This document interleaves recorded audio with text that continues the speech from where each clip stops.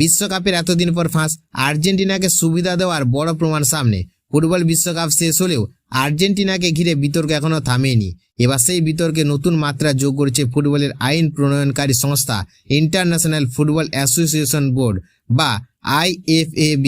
সংস্থাটি জানিয়েছেন, বিশ্বকাপের কোয়ার্টার ফাইনালে আর্জেন্টিনা বনাম সুইজারল্যান্ড ম্যাচে ব্রিল এমবোলোকে লাল কার্ড দেখানোর সিদ্ধান্ত নিয়ে অনুযায়ী সঠিক ছিল না। ম্যাচটি তখন 1-1 সমতায়। দ্বিতীয়ার্ধে আর্জেন্টিনার লিয়াদ্রো পারেদেসের সঙ্গে সংঘর্ষের পর এমবোলো মাটিতে পড়ে যান। প্রথমে রেফারি পারেদেসকে হলুদ কার্ড দেখালো, পরে VAR এর পরামর্শে সেই সিদ্ধান্ত বদলানো হয়।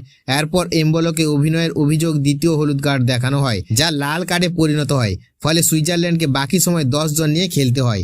এবার IFAB স্পষ্ট জানিয়েছেন, এমন পরিস্থিতিতে VAR এর ওই সিদ্ধান্ত হস্তক্ষেপ করার অধিকার ছিল না। নিয়ম অনুযায়ী শুধুমাত্র ভুল খেলোয়াড়কে কার্ড দেখানো হলে VAR হস্তক্ষেপ করতে পারে। হলুদ কার্ডের সিদ্ধান্ত পরিবর্তন করা তাদের ক্ষমতার মধ্যে পড়ে না।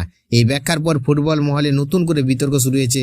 অনেক সমর্থকদের দাবি, ওই ভুল সিদ্ধান্তেই আর্জেন্টিনা সুবিধা পেয়েছিল। তবে IFAB ইচ্ছাকৃত পক্ষপাতের অভিযোগ করেনি, শুধু জানিয়েছে যে রেফারি প্রক্রিয়ার নিয়ম প্রয়োগে ভুল হয়েছিল।